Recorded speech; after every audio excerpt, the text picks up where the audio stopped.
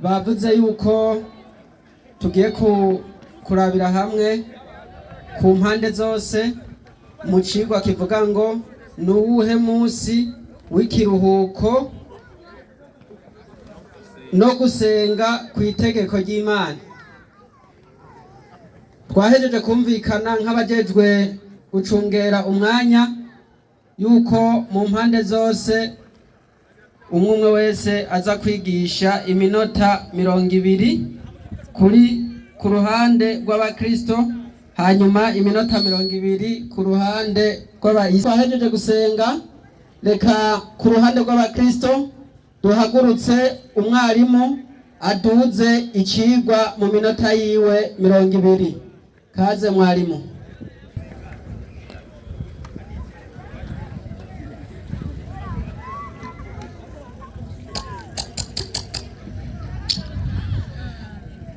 Haleluya wa Kristo. Amen. Na Waislamu, amani ya Mungu iwe nanyi. Hiyo najua mutakubali tu. Hano nkuko twabitangaje ejo, tugiye kwiga icigwa kivuga ngo ipi siku ya ibada na mapumziko kwa amri ya Mwenyezi Mungu. Nuwuhe munsi wo kuruhuka no gusenga nk'itegeko ry'Imana. Tugiye kuraba rero, kubera ko abantu muri nosi bamwe basenga ku munsi wa vendredi ari abayisilamu, hakabaho abandi atari abadiventiste b'umunsi w'indwi basenga ku munsi w'isabato, hakaba abandi basenga ku munsi wa dimanche, hakaba n'abandi batagira n'ibyo basenga, n'abandi basenga n'ibindi tutazi ngene bimeze. Tugiye kumenya rero muri iyo minsi nuwuhe munsi Imana yatanze nk'itegeko kandi nk'ikiruhuko kugira ngo abantu basenga Imana. Turigenda boro boro mwarimu. Naam. Genda usomere mu gitabo ca c'imigani 14:12 tumere nk'abanyaruza. Igitabo c'imigani 12 14 ndasoma. Haranditse nguki mwarimu? Ndasoma mu izina rya Yesu. Ubarikiwe. 14:12 mu migani haranditse hati hari inzira umuntu yibwira ko ari nziza, hari inzira umuntu yibwira ko ari nziza, ariko amaherezo y'iyo nzira ni inzira ishikana mu rupfu. Ni inzira ishikana mu rupfu. Iyo tugiye kwiga Korani dusanga iyo Korani tubwiye inzira ibitubwiye iki? Idini. Iyo tubwiye inzira Korani bitubwiye idini. Idini. Hari idini rero abantu bibwira ko ari ryiza, mugabo iryo dini amaherezo yawo gihonomo, ijana mu rupfu. Genda muri Yeremiya 6:16. Yeremiya 6:16 ndasoma mu izina rya Yesu. Ubarikiwe. Uku niko Uhoraho agize. Ati nimuhagarare mu mayira. Nimuhagarare mu mayira, ubu turi mu gisandema. Muhagarare mu mayira canke mu madini. Muhagarare mu mayira canke mu madini. Mwitegereze. Mubaze inzira za kera. Muce mubaze inzira za kera. Inzira nziza iyo ariyo. Abe ariyo mujana. Muzoronka uburuhukiro bw'imitima yanyu. Ariko baravuga batekaye nituyijana. Hariho baca bavuga bati iyo nzira ya kera ibyo ni iby'iwanyu nituyijana. Basi kutanayijana iyo nzira ya kera nimbibaho ni kibazo. Itanguriro 2:1 gushika kuri 3. Itanguriro 2:1 gushika kuri 3 ndasoma. ijuru n'isi nonosogwa kuremwa, ijuru n'isi binonosogwa kuremwa, bo n'ibiri muri byo byose by'isinzi, n'ibiri muri byo byose by'isinzi. umunsi ugira indwi byaremwe mu minsi ngahe? itandatu. Ehe. ku munsi ugira indwi Imana inoso ibikorwa byayo, iruhuka ku munsi ugira indwi ibikorwa byayo byose yakoze. Ikiruhuka ku munsi ugira indwi, nuko Imana ihezagira uwo munsi w'indwi, ikihezagira uwo munsi w'indwi iraweza kuko ari wo yaruhukiye ku bikorwa byayo byose. Ibyo hari ikintu Imana yakoze kuri uno munsi ugira indwi. Iki kintu cy'uko Imana yafashe uwo munsi iraweza, hama yongera irawuhezagira. Ubuza kuza ngaha ibuye rya mbere ngiri aho umunsi n'imiburiburi wa ijuma wahezagiwe ukongera ukehetswa kweli. iryo buye acakuraho.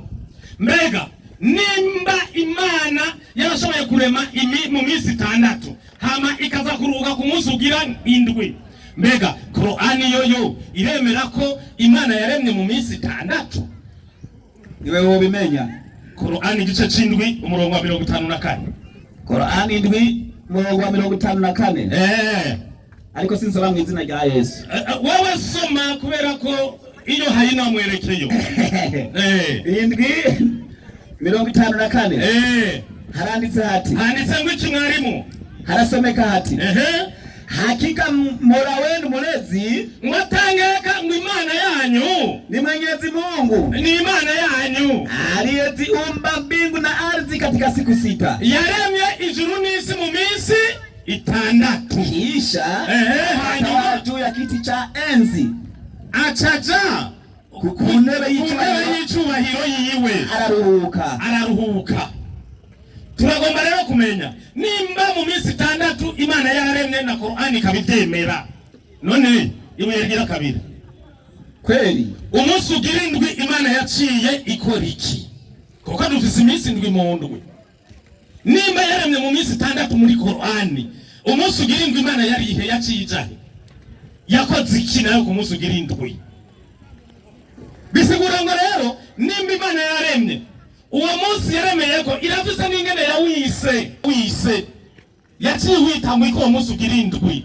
Nibyo abantu biguma bibacanga, yawise mwiki kuvayo igice ca 20 umurongo w'8 gushika ku 11. Wibuke kuziririza umunsi w'isabato. Wibuke kuziririza umunsi w'isabato. Mu minsi itandatu abe ari ibikorwa byawe bikoreka. Mu minsi itandatu abe ari ibikorwa byawe bikoreka. Iyo minsi itandatu ni Imana yaremeramwo ijuru n'isi. Ariko umunsi ugira indwi, isabato yaje cyohora Imana yawe. Umunsi ugira indwi Imana yawise ngo ni isabato. Ntukagire igikorwa na kimwe ukora kuri uwo munsi. Ntukagire igikorwa na kimwe ukora kuri uwo munsi. Wewe ubwawe cyangwa umuhungu wawe cyangwa umukobwa wawe cyangwa umugurano wawe cyangwa umuguranokazi wawe cyangwa inka yawe cyangwa uwigamukirayi wawe cyangwa n'uwaje gusaba indaro arengana. Kuko iminsi itandatu ariyo cyohora rimwe ijuru n'isi n'ikiyaga n'amasoko y'amazi kama byose. Icyo cyatumye mbezagira umunsi w'isabato nkaweza. Gezaho nyene. Reka kakantu baza kuduswaganya mbere ndagacomeka. Baza kutubesha ngo ku munsi ngo wa ijuma ngo baba ngo bahamagawe ngo baca bagenda ngo bagati ibyashara byabo ngo bagaca bagenda ngo mu musigiti ngo bagasenga, bavuyeyo bagaca bongera bakigarukira kugira gute muri business. Uwo si umunsi wo kuruhuka kandi si umunsi wo gusenga. Ico ni ikindi kintu. Korani 6:9 twumve havuga ngo iki? 6:9 baza kuduswaganya ngo mba bari gusenga babibereye mu zindi diri. Handitse ngo iki? na kabiri 6:9 havuga ngo enyi muri amini ngo mwebwe mwizeye yana abayisilamu ikiazaniwa sala siku ya Ijumaa ngo ni babahamagara ku munsi wa Vandredi Ijuma, nendeni upesi kwenye zikri za Mwenyezi Mungu, ngo genda buhoro ngo mu bikorwa by'Imana, na wacheni biashara ngo muca muhagarika kudandaza hayo ni bora kwenu nao kama mnajua. Ngwitamba ni vyiza ngo nimba mubizi. Ariko ijambo ryatubwiye ngo ku munsi w'isabato nta gikorwa na kimwe yaba wewe yaba umugore wawe yaba umuhungu wawe yaba umwana wawe ubona ngo nubaje gusaba indari wawe uwo munsi kirazira.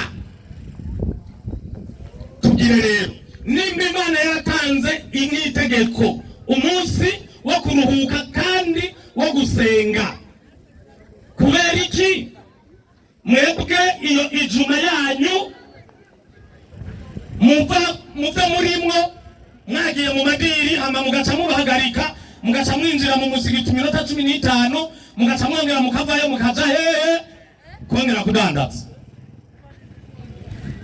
Nico gituma twabuzije ngo ni ipi siku ya ibada na mapumziko na ni amri ya Mwenyezi Mungu. Reka rero tubandanye. None nimo munsi ari wo kuruhuka no gusenga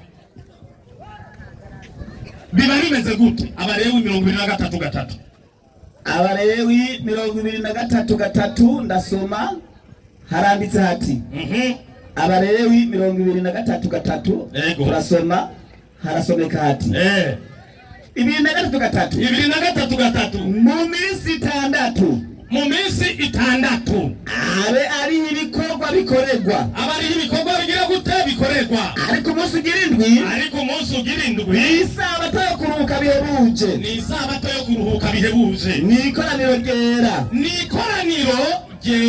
ntimuze mugire igikorwa na kimwe mukorako, ntimuze mugire igikorwa na kimwe mukorako, ni isabato yanje uhoraho yo kwitonderwa mu ngo zanyu bihebuje.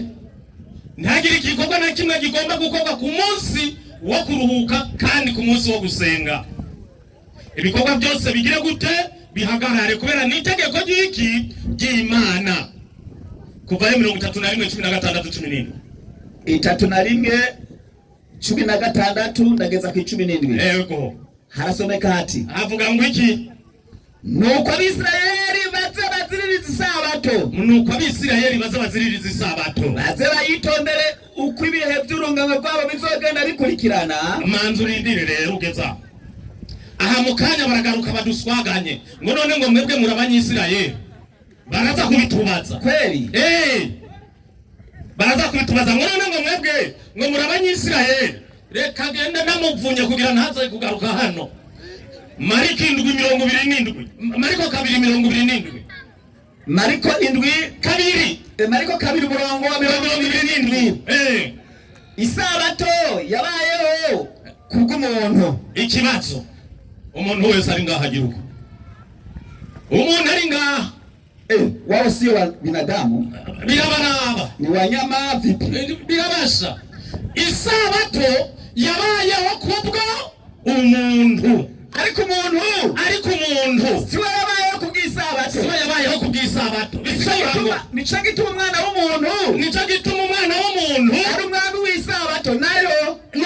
w'isabato nayo ejo twari dufise ikigwa cavuga ngo mbega ngo umuntu ngo arashobora ngo gucungura umuntu ngo ibyaha vyiwe, aho bariko baragenda bakebereza ngo kuri Yesu ngo n'umuntu rahasha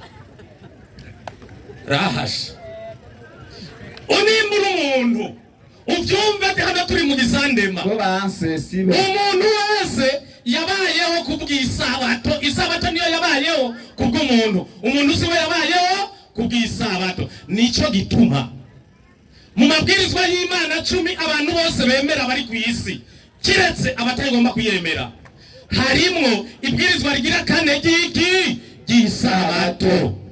Imana rero iryo yarishizeho kugira ngo abantu bashobora kuba baruhuka ibikorwa by'ubutame bwabo.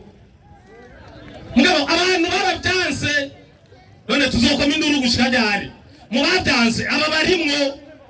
Nico gituma bagomba kutubwira umunsi w'ikiruhuko kandi ukabaho gusenga nuwahe Imana yatanze nk'itegeko. Hajya natanze amabuye 2 barazangira kuyakura. Ni naco gituma mwarimu kubera ko isabato yabayeho kubw'umuntu, umva ingana Imana yavuze kubijanye nayo mategeko yayo. Matayo 5:17-18 ntibugire ngo naje gukuraho amajambo y'abavugishwa n'Imana cyangwa ibyagezwe n'Imana. Imva Yesu avuze ati ntiyigeze aza igihe yaza avuye mu ijuru, ntiyigeze aza aja gukuraho amategeko cyangwa amabwirizwa cyangwa amajambo y'abavugishwa n'Imana. Sinaje kubikura ahubwo naje kubishitsa. Yesu agira ati sinaje kubikura ahubwo naje kubishitsa. Ni nayo mpamvu ndababwira ukuri izoviraho nta kadume na kamwe ntakazatsa kazova ku vyagezwe kuntaniwe ku vyagezwe nta n'akaburungu kazova ku vyagezwe gushika ijuru n'isi bizoviraho. nuko uzorenga ibwirizwa na rimwe muyoroshe hanyuma y'ayandi yego akigisha abantu gukora gutyo azoba hanyuma mu bwami bwo mw'ijuru uwazoja muri Gehinomu ariko uyitondera bakayigisha niwe azoba mukuru mu bwami bwo mw'ijuru. Haleluya. Nico gituma rero nimba Yesu yaraje mw'isi akubahiriza ku buryo atigeze akurako n'agasaza canke n'undi ntagakureko, yaciye aza muri Luka kana umurongo wa 16 imigenzo ya Yesu amaze kuba muri inosi byagenze gute? Kana 16 aje Nazareti yakuriye. Yesu yagiye Nazareti iyo yakuriye ku munsi w'isabato yinjira mu isinagogi nk'uko yamenyereye. aca yinjira mu isinagogi nk'uko yamenyereye, ava hasi ngo asome. baca bamuha igitabo avuye hasi ngo asome. bamuha igitabo c'uwavugishwa n'Imana Yesaya. aca asoma amajambo abantu handitswe ngo Uhoraho ari kuri jewe. Haleluya. Amen. Bisigura ngo nimba ukora ibinyuranye n'ibyo Yesu yakoze, wewe urindira umuriro wa Gehinomu no kuja muri umuriro wa Gehinomu. Hari ibintu twize kera umuriro udahera no mu muriro udahera no muriro wa Gehinomu. Umviriza ikindi ndakimuvunisha kugira ngo naze kukigarukana kweli. Muba naza kukubwira ngo urumva ngo wewe urabona ngo wavuye ngo mu Kanyosha. Eka. Ngo kwisabato ngo cyarazira ngo kugenda ngo amasaha cyangwa ngo metero zingahe. Ite kanda kimuvunishe ntakizane kugira ntakizana tuzobe twamutoye neza. Ibyakozwe n'intumwa 1:12. Ibyakozwe n'intumwa 1:12 ndasoma. Havuga ngo iki mwarimu? Ibyakozwe n'intumwa 1:12. 1:12. Buno basubira i Yerusalemu. Izo zari intumwa za Yesu. Bavuye ku musozi witwa Elayono. Nk'utwo batuvuye hariya mu Nyambuye. Uri hafi Yerusalemu. Uri hafi Yerusalemu. Nyambuye iri hafi ya Bujumbura. N'urugendo rwemewe kugendwa ku munsi w'isabato. Nico gituma navuye mu Kanyosha ku isabato. N'intumwa za Yesu zavuye urugendo rwari rwemewe ku munsi w'isabato. Mbega intumwa kweli zozo isabato zarayubahirije? Ni wowe bimenya. Ibyakozwe n'intumwa 13:14. 13:14 ibyakozwe n'intumwa ndasoma mu izina rya Yesu. Ubarikiwe. 13:14 haravuga ngo iki? maze Paulo n'abari kumwe nawe bavuduka ipafo bari mu bwato bafata iperuga Hipomfiriya. Yohana basigaye asubira i Yerusalemu. Yohana yabasizeyo asubira i Yerusalemu. Bavuduka iperuga baramiriza bashika muri Antiokia Pisidiya ku munsi w'isabato. Urumva urugendo bari bakoze? Binjira mu isinagogi baricara. Ku isabato. Isomwa ry'ibyagezwe n'ibyo abavugishwa n'Imana riheza abakuru batuma kuri bo bati bene data tugenda ku murongo ryo guhanura abantu bari hano ni muvuge. Genda 42. 42.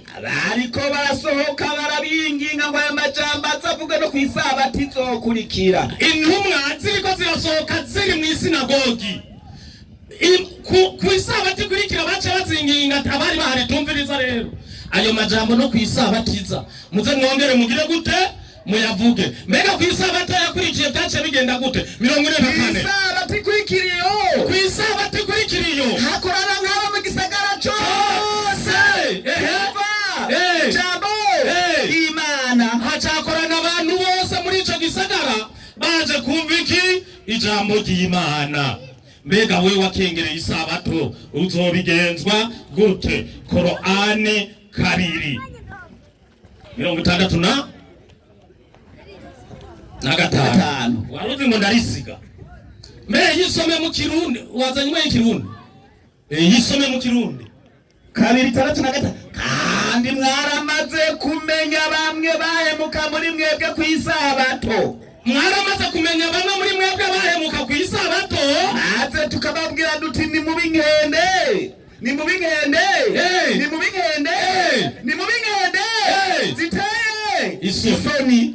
Abantu bose bahemutse ku isabato muri ivyo bihe bya kera, Imana yavuze iti kuhemuka ku isabato gusa mushobora guca mu binkende ziteye isoni. Poleni sana, kweli poleni sana. Jewe nashize rero amabuye ngaha abiri, ninagaruka ndaza kongera ko ayandi kuko ndazi aya mabuye ntaza kuhava. Murakoze, Imana ishimwe cyane. Haleluya. wahetse ya twara microphone hariya, twara micro. Ati mwaramanitse kumenya bandi base gukurikira umunsi w'isabato. Ni inkuru iri kiravugwa, ntuze kibaza ngo nabase kubikurikiza ubu. Nako rero tubwira barya abahungu barekuriya mupira igwa n'icyumva, kandi hazakuba hasigaye icyerekwa kikaba ikibona. Tugiye kurikiza ko ku ruhande rw'umwisilamu nawe nyine iminota yiwe 20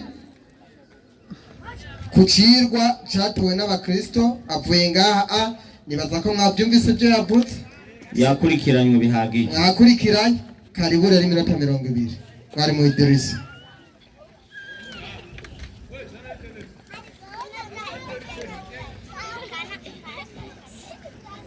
Wewe unajifanya mwenye nguvu. Naam, assalamu alaikum wa rahmatullahi wa barakatuh. Wa alaikum assalam wa rahmatullahi wa barakatuh. Reka tubanze dushimire uhoraho Allah uyatugeza abayisilamu amahoro n'imigisha byuruke kwa soje n'umwana n'abahanuzi umwiza w'ibiremwa intumwa y'Imana Muhammad sallallahu alayhi wa sallam hamwe n'abasangira ngendo biwe n'abayisilamu bazomukurikira bose ku munsi w'imperuka. Dusaba uhoraho Allah adushire muri abarahuma. Amin, amin. Reka mandashimire umupasiteri avuye hano, kuko uyu mupasiteri nibaza yuko isabato nyira afise ikibazo, kuko sindabona Imana yabwiye abantu ngo utaha umusabato tuzoja mu muriro. Oya, iyo nyandiko sindayibona, ariko ikigo batoye kiravuga kiti nuwe munsi wo kuruhuka nk'itegeko ry'Imana no gusenga. Si sawa? Umunsi wo kuruhuka no gusenga rikaba n'itegeko ry'Imana. Niko ikigo bagitoye. Yego. Acaranza dusomera Imigani 14:12. Igitabo cy'Imigani 14 umurongo w'12. Neza cyane. Yumvirize neza ibintu yasomye. Wenyine wabisomye umvirize. 14:12 hagira hati ngwiki uhari inzira umuntu yibwira ko ari inzira ko ari inzira nziza, ariko amaherezo yayo ni inzira ishikana mu rupfu. Ni inzira ishikana hehe? Mu rupfu.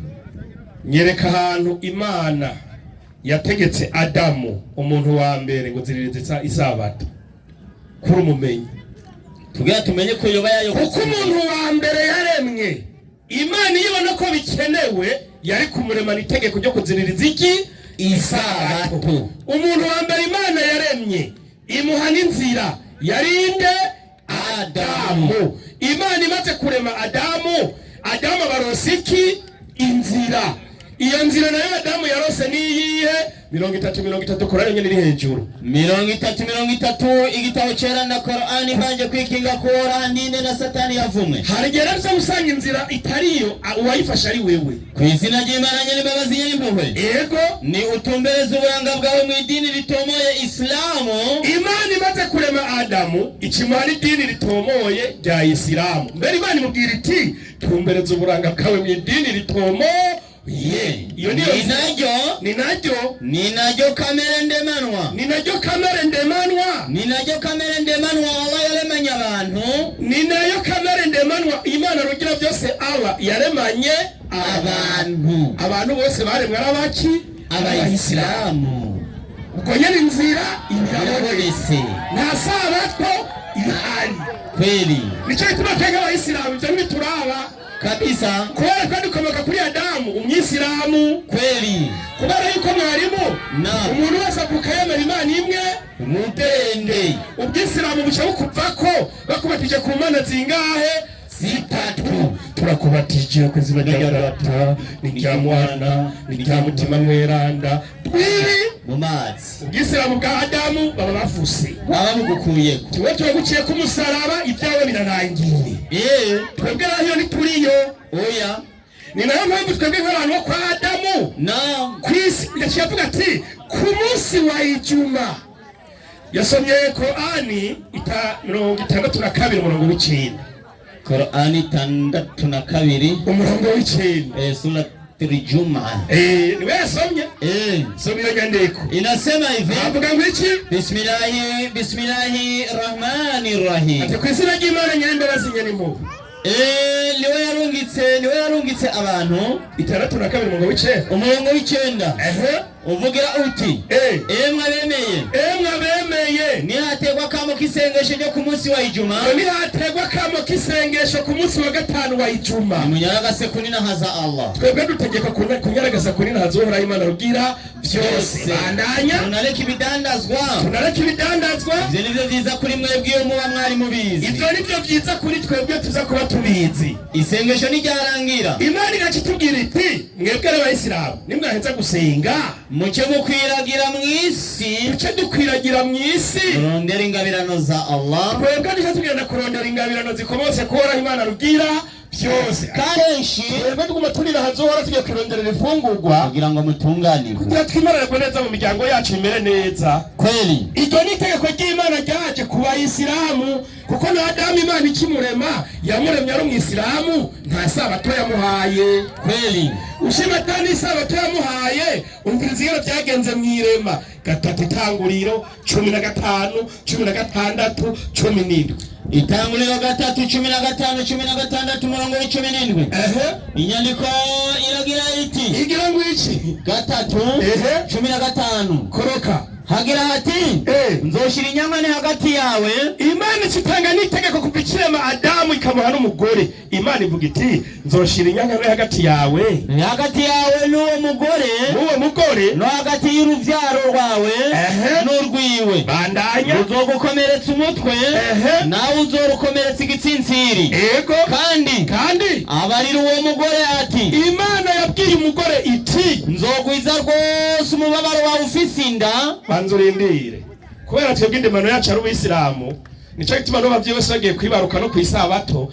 ibise bibafashe n'abagenda baratwenga barahangayika bafise ngo umunsi w'akaruhuko twaruhutse umusabato muze agenda kuvyara twenga igise kimufashe kwisabato ninde bose bagenda baniha ariko twebwe kwandi usandemana iva kuri Adamu n'umugore wiwe twebwe nk'abayisilamu turabizi ko inda imufashe kwisabato kubera ari cyagezwe umukenyezi wese ibise bimufashe arababara kabisa niba byarafuditse ingubikureho bandanya uzokwa muvyara abantu babara Imana tuzokwa muvyara abana ubabara kandi umugabo wawe uzomuhoranira inyota urengera w'abasabato ntahorana inyota kw'isabato ngira aba yavyibagiye kw'isabato ntibaryama kandi muryama umugore ntaca kubaza nivuze ngo taca kubanza uri mukuri bandanya nawe azokuganza 17 abarira Adamu n'abati Imana ikibwira wa mwisilamu Adamu iti umviye umugore wawe ukajya kugiti nari nabakubujije ntinuzukiryeko uzaniye ivumuvumo uzokwamurya ibirivamwo ugize gute ubiruhiye iminsi yose yo kubaho kwawe hemwe ko wahemutse ukumvira uwo mugore ubu rero igihano kiraje iminsi yose yo kubaho kwawe asha no kubira icyuya kugira uryo uzobanza ubire icyuya ikibazo aba bagabo ku isabato bararya ngira barya ivyo biyivye murasuma nimba bataruha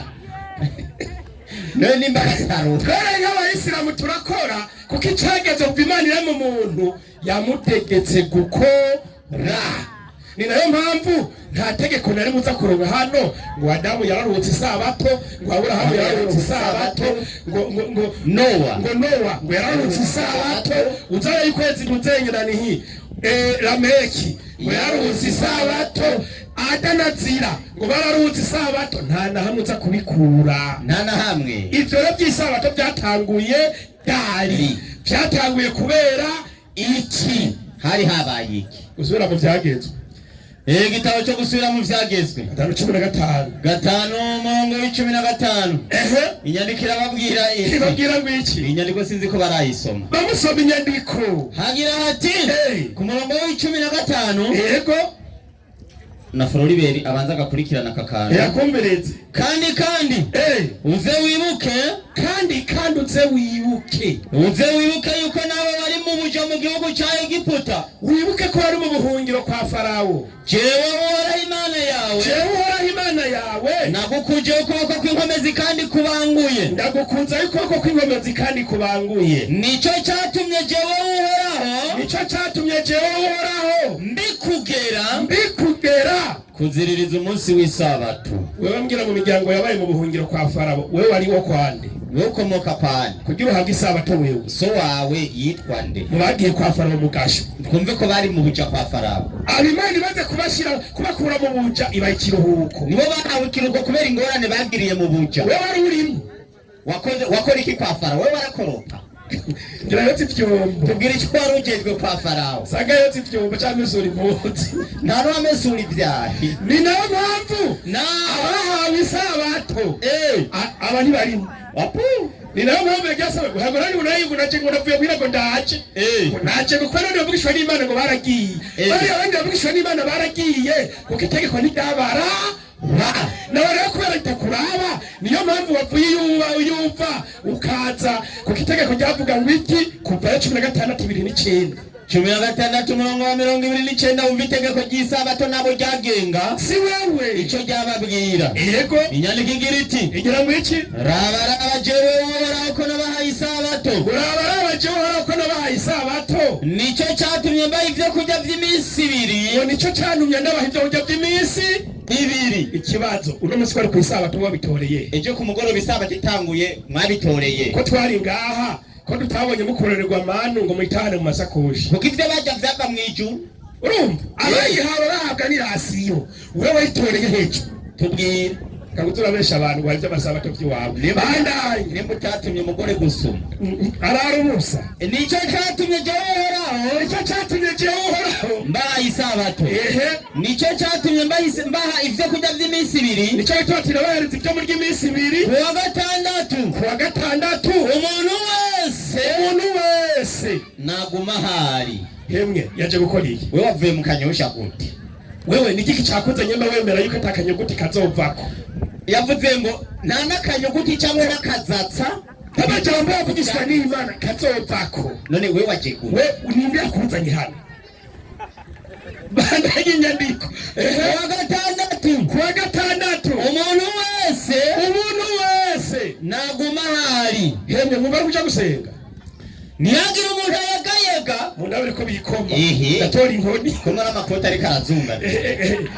Kuma muri. Ntariganye. Niyagira umuntu ayagayega ku munsi ugira 7. Niyagira umuntu numwe ngo ayagayega ku munsi ugira 7. Nuko ku w'indwi abantu bararuhuka. Tibemye ngo gusenga ngo nyitegeko nta birimo. Ivyo gusenga nta birimo. Ni weekend kubera bari barushe mwijyamiye no kuruhuka. Ivyo ntavyo gusenga birimo. Ivyo gusenga bica bigenda gute? Kolosayi 5:10. Ariko rero akabirya ngaha mu 3:1. Abinzu ya Isirayeli. Kubera sabato yahawe abinzu ya Isirayeli. Bandanya. Abinzu ya Isirayeli. Bitwa utwo tuntu. Manu 5:17 Kolosayi. 5:17 Kolosayi. Mu Abitesalonike. Tesalonike sorry Tesalonike. 5:17 Tesalonike wa mbere. Musenga ubudasiba. Umva hari umunsi uvuyemo. Nta munsi wo kuruhuka. Kuva kuwa mbere kugera kuwa mbere. Kuva ku isabato kugera ku isabato. Kuva dimashe kugera ku yindi dimashe. Dusenga 5 ku munsi. Na Bibiliya ati musenga ubudasiba. Nta kiruhuko cyo gusenga kiba. Wapi? Cyo gituma twe tubikora minsi yose. Usura umupagani ucurengera ku isabato gusa. Ukacugenda. Iyo ni sifiranga abapagani. Acaragenda mwanyuma mu itanguriro 2 umurongo wa 2. Itanguriro 2 umurongo wa 2. Ijuru n'isi binonosogwa kuremwa bene birimo byose by'isinzi.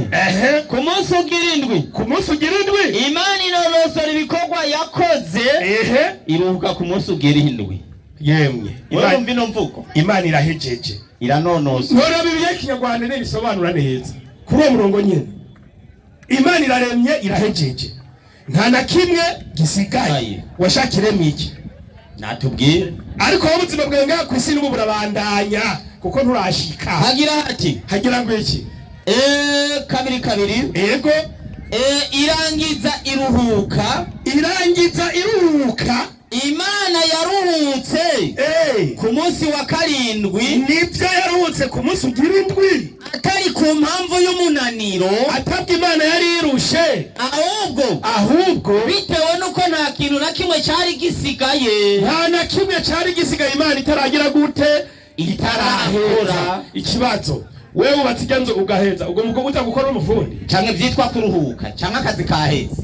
Umara kuruhuka kazi naisha iretse n'umufundi uja muhira babaye bakabayo canke ukaja kurondera ahantu ukora. Imana rero biramye byose birahera, ivyita amazina, iranonosora, irarabata nta gishiga nta gisigaye. Isabato rero, iri tegeko ni ry'Abisirayeli. Wewe urimo duhe karanga muntu yawe oya ikigwa nejo. Ikigwa nejo uwo nuwo kwa Netanyahu. Ndibaza turaraba karanga muntu usanga ariyo kwa Neva kumbe watwije igihugu. Turabe kuri uwo kwa Netanyahu. Niyo mpamvu nakubwira nti nta murundi yigeze ahabwa isabato. Yaciye agenda aho atereka kabuye ngaho ngo nitwerekane ngo umunsi w'ijuma ngo wejejwe. Nawe urangire ku bavumu, twere ku munsi wavumu. Nawe uzatora igitabo cy'Imana umwete ku wa mbere haravumu, ku wa kabiri haravumu, ku wa gatatu no ku wa kane no ku wa gatanu. Jenzi ku iminsi yose Imana yaremye ari myiza. Utuvugurutse ubutari uw'Imana mwiyo yose n'ubu acaragenda mwarimu ndiyo umunsi ugira indwi ngo Imana yakoze iki n'akabuye ngakajya kugira kabiri. Ni washaka ikora iki yaheje? Reka ndamwinyi baretse Imana bagere kabiri itanguriro. Erega yarakoze itanguriro kabiri ku munsi ugira indwi Imana inonosora ibikorwa vyayo byose. Irarabara akadefo irakosora byose, iranonosora ku munsi ugira indwi. Ivyo nivyo Imana yakoze. Umufundi yakoze ico bita finisage, ntaba yakoze ntahembwa. Nakwishyuye sinakwishyuye waheje avuze ngo yego yaranonosoye acagenda mwarimu aja kuvayo 3:16 burya nagutwenze iyo uza kumenya ibyo wasomye ari wahasoma 3:16 soma inyandiko wumvirize 3:16 inyandiko iramubwira iti yego nuko Abisirayeli baze baziririza isabato, ngo baze baziririza isabato bayitondere uko ibihe by'urungano rwabo bizogenda bikurikirana. Yego rize ribe isezerano ry'intahava ku Bisirayeli, rizoba isezerano ry'intahava ikimenyetso hagati yanje n'Abisirayeli. Bandanya hagati y'Imana n'Abisirayeli gusa. Yego harabandanya rakagira hati hagati yanje n'Abisirayeli kugeza ibihe byose. Yego kuko mu minsi 6 ariyo jewe Uhoraho naremye mu ijuru n'isi. Yarutaricengereye Musa ku munsi ugira indwi nkarangiza nkaruhuka. Yarahejeje Uhoraho amaze kubonanira na Mose kuri uwo musozi Sinayi amuha ibisate bibiri vyanditswe ko harimo igigwa haruguru uzozirira isabato ibishinga ntahe uzoyizirura aho nyene 3 aho nyene 15 uraba haruguru 13 14 14 Uhoraho ararira Mose ati kandi uzubarira Abisirayeli uti nimuze mubure kuziririza amasabato yanjye. Simwe oya amasabato yanjye ndaziguha. Uti kuko ariyo kimenyetso hagati yiwe namwe uko ibihe by'urungano rwanyu bizogenda bikurikirana kugira ngo mumenye ko ari jewe Uhoraho mbeza kabisa.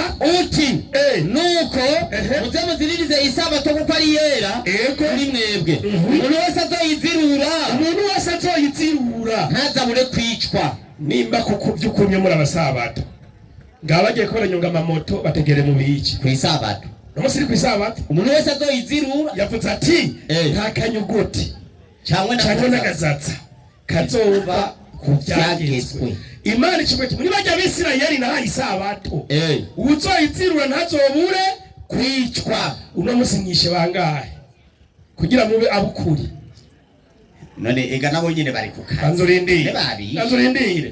Acagenda kuvayo 228. Ngo wibuke kuziririza umunsi w'isabato. Somera nyere kuvayo 213. 213.